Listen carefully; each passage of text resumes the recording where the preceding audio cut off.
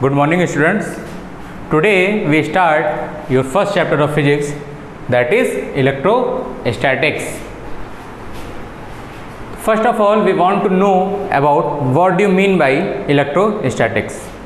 तो देखो ये इलेक्ट्रोस्टैटिक किन वर्ड्सों से मिलकर बना है? Electro and statics. Electro means होता है electrons. Electro means electrons and statics means rest.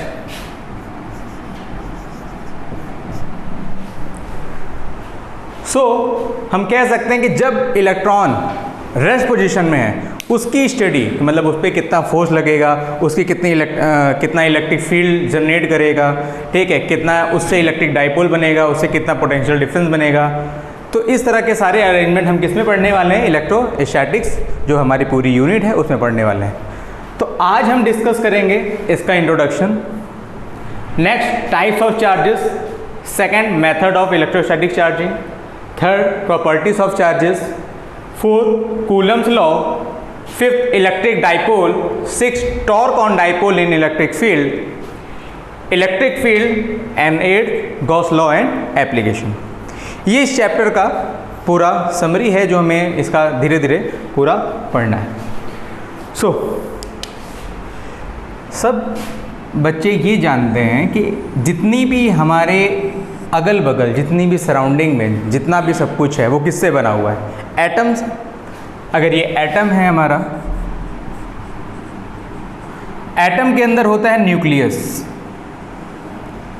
Atom के अंदर न्यूक्लियस, और न्यूक्लियस के अंदर होता है प्रोटॉन एंड न्यूट्रॉन, और इलेक्ट्रॉन इसके अराउंड रिवॉल्व होता रहता है.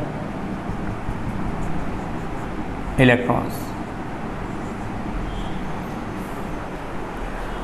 अब किसी भी मेथड से अगर हम ये इलेक्ट्रॉन्स या तो इससे निकाल दें बाहर या इलेक्ट्रॉन इस पे ले लें, दो कंडीशंस हो सकती हैं एटम से. तो अगर हम इलेक्ट्रॉन्स इससे निकालते हैं तो कैसा चार्ज बनेगा, और इस पर अगर इलेक्ट्रॉन आता है तो कैसा चार्ज बनेगा, इसकी हम बातें करेंगे.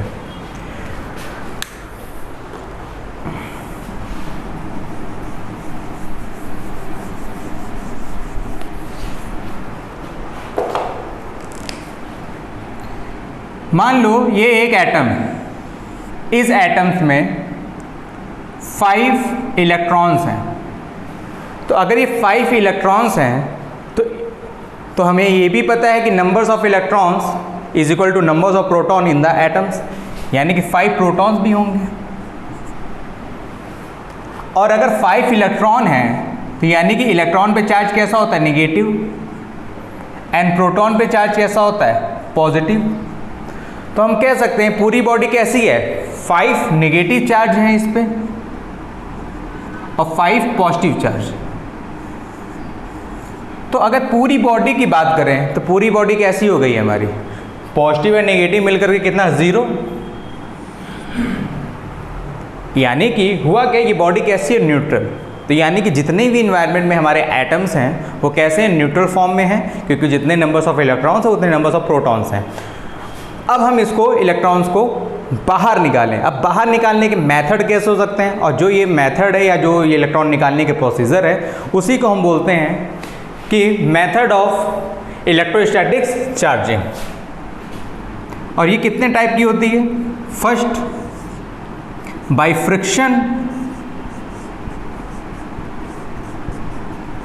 फ्रिक्शन और rubbing. Second by conduction method. And third one is by induction method.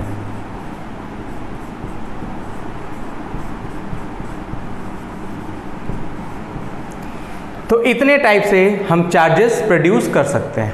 Charges basically क्या होता है? इलेक्ट्रॉन्स का एक्सेप्टेंस एंड रिजेक्शन. 2 टाइप के होते हैं. अगर इलेक्ट्रॉन किसी पे जाता है तो कितना हो जाएगा? Positive charge. किसी भी एटम से निकलता है तो पॉजिटिव चार्ज, अगर इलेक्ट्रॉन उस पर आता है तो नेगेटिव चार्ज। ठीक, अब ये कैसे होता है पॉजिटिव और कैसे होता है नेगेटिव, क्यों हम बोल सकते हैं, क्यों हमने ये नहीं बोला कि अगर इलेक्ट्रॉन किसी से जाएगा तो वो नेगेटिव चार्ज होगा। तो बेसिक फंडा है, मतलब ये क्या, हम सिंपल सा रीजनिंग है, हम उससे भी लगा सकते हैं।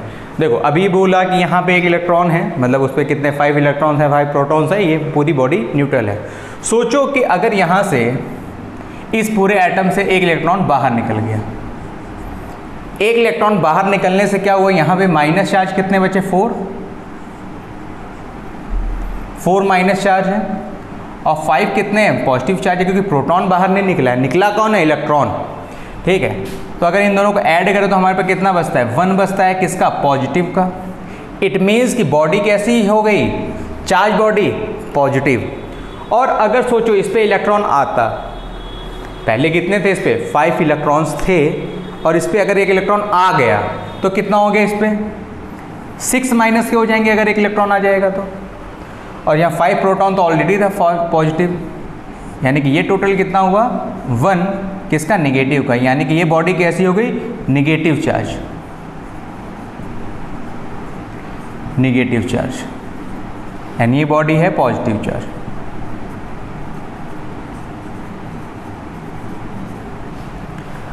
तो सिंपल वे में हम ये बोल सकते हैं कि अगर कोई बॉडी से इलेक्ट्रॉन निकल जाता है, इलेक्ट्रॉन रिजेक्ट हुआ या निकल गया, तो उस बॉडी को बोलेंगे पॉजिटिव चार्ज। और अगर इलेक्ट्रॉन उस बॉडी पे आ गया, अगर एक इलेक्ट्रॉन आ गया तो उसे क्या बोलेंगे, नेगेटिव चार्ज। तो इस तरह से हम बता सकते हैं कि बॉडी कैसी हुई, पॉजिटिव एंड नेगेटिव चार्जेस।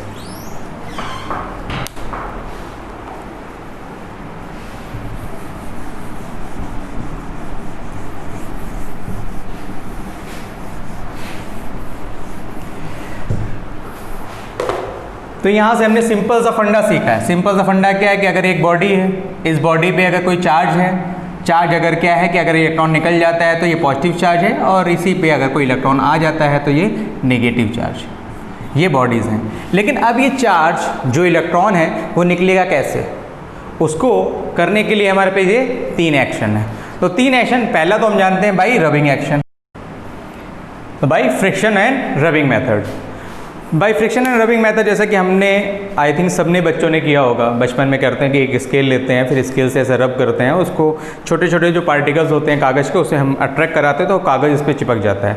तो ये क्या था कि चार्ज बॉडी, पहले क्या था, कागज़ भी हमारा न्यूट्रल था, दूसरा हमारा स्केल भी न्यूट्रल था, और फिर हमने बाई एक्शन क्या किया, उसमें रबिंग एक्शन किया, और हमारा वो स्केल क्या करता है, या तो इलेक्ट्रॉन गेन करेगा या इलेक्ट्रॉन लूज़ करेगा। और अगर इलेक्ट्रॉन वो गेन करता है या लूज़ करता है तो क्या, चार्ज बन गया, चार्ज बॉडी वो उसको अट्रैक्ट करती है। तो इस तरह का प्रोसेस है। तो ये क्या बोलता है, by friction and rubbing process. And second क्या है मेथड हमारा, कंडक्शन मेथड। कंडक्शन मेथड क्या है हमारा कि अगर एक बॉडी, देखो इस तरह से,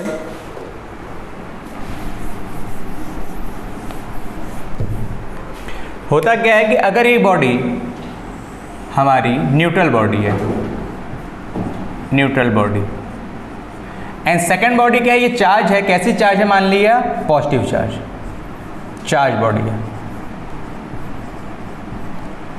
हमने इन दोनों को क्या करा है, टच करा दिया, टच करा दिया यहां ऐसे। तो टच कराने से इसका जो चार्ज हुआ वो इस बॉडी पे ट्रांसफर हो गया। अगर ये माने यहाँ पे 2 चार्ज थे तो एक इस पे आ जाएगा और एक इसका आ जाएगा, कि दोनों का मास इक्वल हुआ तो एक इस पे आ गया चार्ज, हो गया इस पे चार्ज आ गया। अगर ये दोनों को अलग अलग करें तो किस तरह से कैसा हो जाएगा, पॉजिटिव, एंड सेकंड ये पॉजिटिव। तो हमने क्या किया कि एक न्यूट्रल बॉडी को किसी चार्ज बॉडी से टच करा दिया, टच कराने से क्या हुआ, दोनों कैसी हो गई, चार्ज बॉडी हो गई। तो हम कह सकते हैं हमारी न्यूट्रल बॉडी से हमने एक चार्ज बॉडी प्रोड्यूस कर दी है, और वो कैसे हुआ, बाई कंडक्शन मेथड।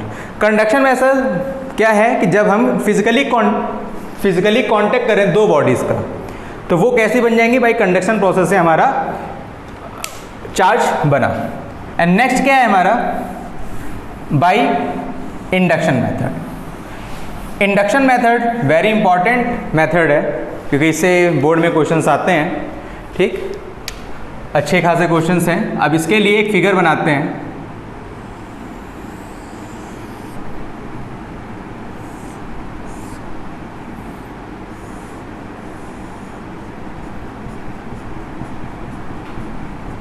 सिमिलरली एक ही बॉडी है, ये कैसी है, न्यूट्रल बॉडी है। न्यूट्रल बॉडी में हमने क्या किया, एक चार्ज बॉडी रखी है। चार्ज बॉडी कैसी है ये, लेकिन कंडक्शन प्रोसेस में क्या था कि दोनों बॉडीज को हमने क्या किया था, फिजिकली कांटेक्ट में था, वो फिजिकली एक दूसरे से अटैच थे। यहाँ पे दोनों फिजिकली अटैच नहीं है, यहाँ पे क्या किया, एक सेपरेशन है दोनों के बीच में और ये पास में रख दिया। अभी अगर ये न्यूट्रल बॉडी, तो इसमें हम कह सकते हैं कि numbers of electron and number of proton दोनों क्या है, इक्वल है। तो numbers and protons and numbers of electron दोनों इक्वल हैं, तो जितने इलेक्ट्रॉन उतने प्रोटॉन, ऐसे कुछ इस तरह से अरेंजमेंट में फैले हुए हैं और हमें ये दिख रहा है। और जैसे ये पॉजिटिव इसके पास लेके आते हैं, कोई भी चार्ज बॉडी जो पॉजिटिव है इसके पास लेके आएंगे किसी भी कंडक्शन के ऊपर, तो क्या होगा, ये जो पॉजिटिव इलेक्ट्रॉन्स हैं इसको क्या करेंगे, अट्रैक्ट करेंगे। तो सेकंड प्रोसेस क्या हुआ, ये बॉडी ऐसी ही है और इस बॉडी के जितने भी नेगेटिव चार्ज हैं वो कहाँ अट्रैक्ट हो गए, कुछ इस तरफ से।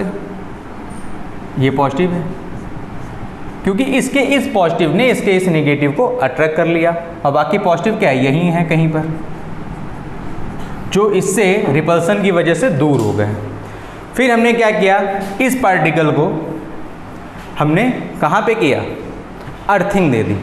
अर्थ करने के बाद क्या हुआ, अगर इस प्रोसेस में हमने क्या किया, अर्थिंग कर, अर्थ करने से क्या हुआ, ये तो चार्ज इसके पास बाई अट्रैक्शन फोर्स तो इसके पास है, लेकिन पॉजिटिव इलेक्ट्रॉन्स, पॉजिटिव जो चार्ज है या प्रोटॉन्स की बात करें या पॉजिटिव चार्ज है, वो हमारा क्या, ग्राउंड में चला गया। ग्राउंड में जाने से क्या हुआ कि हमारे पास अब अगर ग्राउंड के बाद नेक्स्ट स्टेप क्या आएगा कि ये बॉडी किस तरह से हो गई, कुछ इस तरह से कि ये चार्ज किया था हमने, अब यहाँ पे केवल नेगेटिव चार्ज है, जो किसकी वजह से था, इस पॉजिटिव चार्ज की वजह से यहाँ पे नेगेटिव चार्ज रखा हुआ है, पॉजिटिव सारा ग्राउंड हो गया। फिर हमने इस अर्थिंग को रिमूव आउट कर दिया, इस अर्थिंग को रिमूव आउट कर दो, तो क्या होगा कि यहाँ पे ये चार्ज हमारा पॉजिटिव चार्ज है और सिमिलरली ये नेगेटिव चार्ज हो जाएगा जब अर्थिंग हटा दी। तो अभी क्या हुआ कि हमारे विदाउट एनी फिजिकल कांटेक्ट हमने क्या किया, एक न्यूट्रल बॉडी थी, उस न्यूट्रल बॉडी को हमने नेगेटिव चार्ज प्रोड्यूस कर दिया इसके अंदर। तो हम कह सकते हैं कि ये कैसा हुआ, बाय इंडक्शन प्रोसेस हुआ। बाय इंडक्शन क्या कि मतलब इसमें फिजिकल कांटेक्ट हमने नहीं दिया।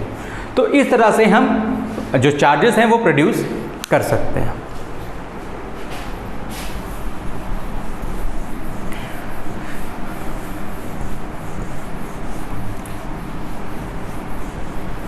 Now the next topic is properties of charges. Properties of charges.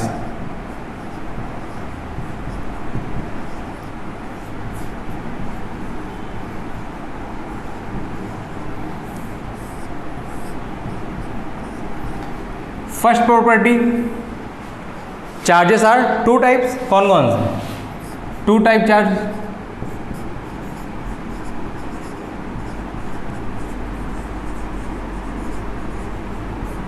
Positive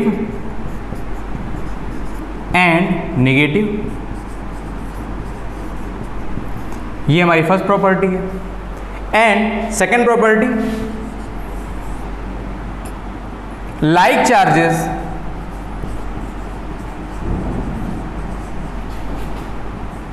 ripples each other and unlike charges attract each other. Like charges means positive and positive charge क्या करेंगे, एक दूसरे को रिपल करेंगे। Negative and negative charge एक दूसरे को क्या करेंगे, रिपल करेंगे। अगर एक पॉजिटिव और एक नेगेटिव हो जाए तो क्या करेंगे, एक दूसरे को अट्रैक्ट करेंगे, पास आने की कोशिश करेंगे। तो सिंपल सा लॉजिक है हमारे पास ये पॉजिटिव पॉजिटिव है तो रिपल करेगा, नेगेटिव नेगेटिव है तो रिपल करेगा, पॉजिटिव नेगेटिव है तो अट्रैक्ट करेगा। ठीक। और नेक्स्ट प्रॉपर्टी क्या है कि जितने भी ये चार्जेस हैं, मान लेते हैं कि अभी ये पूरी एक बॉडी है, इस बॉडी पे चार्ज कितना है 50 इलेक्ट्रॉन्स, ऐसा कोई चार्ज है इस पर। हमने इससे एक दूसरी बॉडी टच कराई, इसके पास ले गए इस बॉडी को एज अ टच कराया, और इस पर और एक दूसरी बॉडी इस पर टच कराया, कुछ ऐसे बॉडी टच कराई, तो इस पर कितना आ जाएगा, मान लेते हैं टच कराने के बाद इसको दूर ले गए और इसको टच कराने के बाद दूर ले गए, इस पर चार्ज कितना आया 5 इलेक्ट्रॉन एंड इस पर क्या हुआ 8 इलेक्ट्रॉन। तो रिमेनिंग इस पर कितना बचा होगा, रिमेनिंग इस पर दोनों को ऐड करें 5 + 13 उससे माइनस कर दें तो कितना हो जाएगा 37, जो ये थर्ड बॉडी जो प्रीवियस बॉडी थी हमारे पास। तो कहने का मतलब ये है कि सारे जो चार्जेस होते हैं वो क्या होते हैं, एक दूसरे का सम अप होते हैं। अगर किसी भी बॉडी से वो चार्ज प्रोड्यूस हुए हैं तो वो हम बोल सकते हैं कि एडिटिव इन नेचर है, कि अगर सबको ऐड कर तो फिर से वही बॉडी बन जाएगी। अगर ये 3 पार्टिकल इससे बने, या हम बोल दें कि इसके ये 3 पार्टिकल अलग अलग डिवाइड कर दिए इसमें, तो अगर इस बॉडीज़ पे हैं तो इस तरह से पार्टिकल्स बन जाएंगे।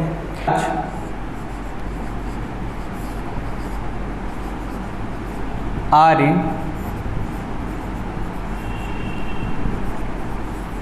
क्वांटाइजेशन। अब क्वांटाइजेशन का मीन्स क्या होता है कि कोई भी इलेक्ट्रॉन किसी बॉडी में जाएगा तो कैसे जाएगा, या तो 1 इलेक्ट्रॉन जाए, या 2 इलेक्ट्रॉन जाए, या 3 इलेक्ट्रॉन जाए, कुछ इस तरह से। क्या 2.3 इलेक्ट्रॉन जा सकता है? क्या ऐसा हो सकता है कि किसी एक बॉडी पे 2.3 इलेक्ट्रॉन जा सके? नहीं पॉसिबल है। पॉसिबल इसलिए नहीं क्योंकि इलेक्ट्रॉन सबसे छोटा पार्ट है, और जब सबसे छोटा है मतलब क्या वो डिवाइड नहीं हो सकता, और अगर वो डिवाइड ही नहीं हो सकता तो पॉइंट में कैसे आएगा? तो ऑब्वियस सी बात है, या तो वो 2 इलेक्ट्रॉन्स कहीं पे जाएगा या 3 इलेक्ट्रॉन जाएगा। तो कुछ इस तरह से जो इलेक्ट्रॉन जाएंगे वो किस पे जाएंगे, मान लो Ne के फॉर्म में। तो यानी कि चार्ज कितना प्रोड्यूस होगा, कुछ इस तरह से Q = Na, where n is the integer.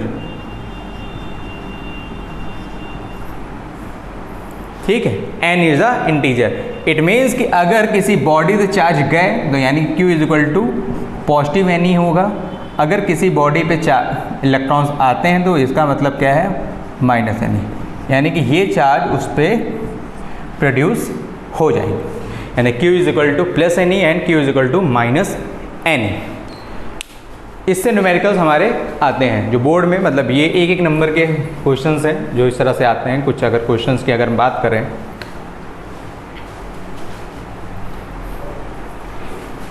कि अगर चार्ज की यूनिट क्या है, जैसे एक इलेक्ट्रॉन की यूनिट क्या है, इलेक्ट्रॉन पे चार्ज कितना होता है -1.6 × 10⁻⁻19 कूलम, एंड प्रोटॉन पे कैसा होता है +1.6 × 10⁻19 coulomb, and mass of the electron 9.1 × 10⁻31 kg, and second mass of proton = 1.6 × 10⁻27 kg।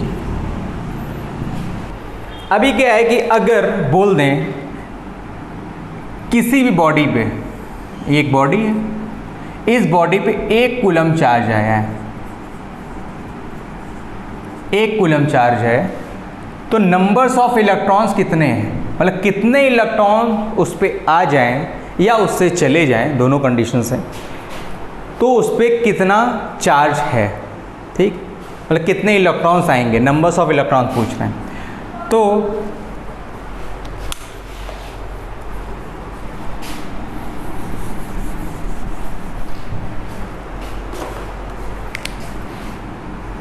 Q = Ne, ये फार्मूला हमको पता है। हम बोल रहे हैं कि 1 कूलम चार्ज है, इट मीन्स कि ये 1 n मल्टीप्लाई बाई E की वैल्यू 1.6 × 10⁻19 कूलम। सो n E की वैल्यू इधर पे आ गई 10⁻19 = n, एंड ये क्या हुआ 1/1.6 × 10⁻19 = n, यानी कि ये ऊपर कितना गया, इसकी वैल्यू आई कितनी 0.625 इंटू 10⁻19 n, और we can say that n is equal to 6.25 into 10⁻18। इतने इलेक्ट्रॉन्स 6.25 इंटू 10⁻18। 25 क्यों है, क्योंकि वो बहुत ज़्यादा वैल्यू है, ठीक है, तो इस वजह से यहाँ पे ये वैल्यूज़ आती हैं। 6.25 इंटू 10⁻18। 10⁻18 का मतलब क्या है कि बहुत ज़्यादा बड़ी वैल्यू है, ठीक है, क्योंकि बहुत ज़्यादा इसको फील करने वाली चीज़ है। फील कैसे करेंगे, मतलब 7 तो 1 करोड़ होता है, और 7 का मल्टीप्लाई बाई 7 मतलब करोड़ का भी करोड़, मतलब इतने इलेक्ट्रॉन्स जब किसी बॉडी से या तो गए या उस बॉडी पे आए तब जाके 1 कूलम चार्ज होगा। इट मीन्स कि 1 कूलम बहुत ह्यूज क्वांटिटी होती है चार्ज के रिस्पेक्ट में अगर बात करें, तो इसीलिए मैक्सिमम यूनिट क्या हम लिखते हैं माइक्रो कूलम में, कि किसी भी वैल्यू पे किसी भी पार्टिकल पे कितना चार्ज आया, इतने माइक्रो कूलम आया, ठीक।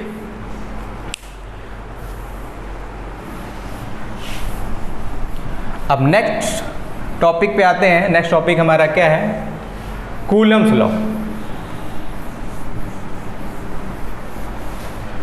Coulomb's law, Coulomb's law, Coulomb's law. Coulomb's law basically कुछ नहीं है, एक सिंपल सा है। अगर हमने 11th पढ़ी थी, 11th में हमने एक ग्रेविटेशनल फोर्स पढ़ा था। ग्रेविटेशनल फोर्स कुछ इस तरह से पढ़ा था कि अगर दो बॉडीज़ हैं हमारी, एक m1 है और एक दूसरी m2 है, और दोनों के बीच की डिस्टेंस कितनी है, मान लेते हैं r, ठीक है, तो हमारा फोर्स कितना था, gravitational force F is equal to G m1 m2 upon r square.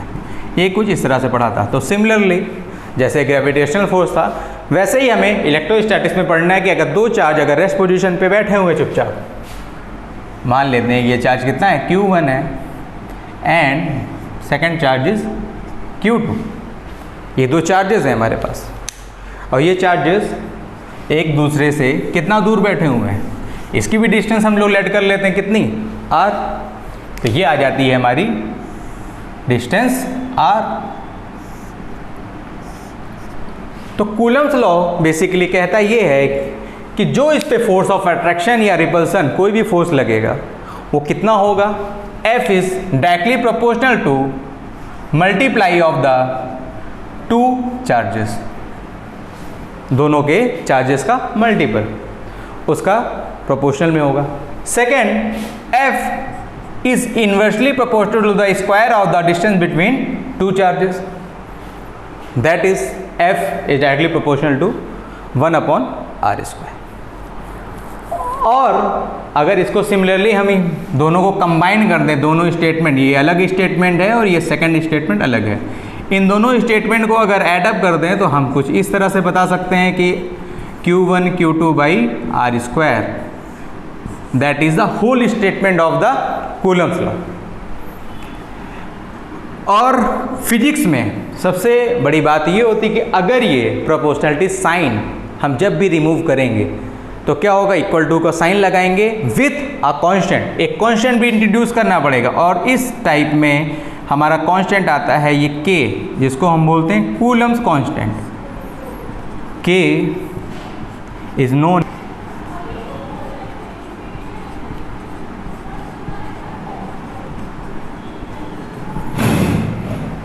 Coulomb's constant, and the value of K is 9 into 10 to the power 9 Newton meter square per Coulomb square.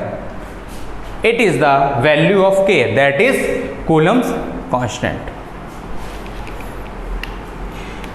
लेकिन जब कई सारे experiments किए गए, ठीक है, जब कई सारे एक्सपेरिमेंट किए तब तो इसकी ये वैल्यू आई, लेकिन जब ये देखा गया कि अगर इसको अलग अलग मीडियम में रख दें, मतलब ये चार्ज कैसा है, मतलब अभी जब ये एक्सपेरिमेंट्स किए गए तो ये एयर पे किया गया, एयर और वैक्यूम के इसकी वैल्यू ये आ रही थी।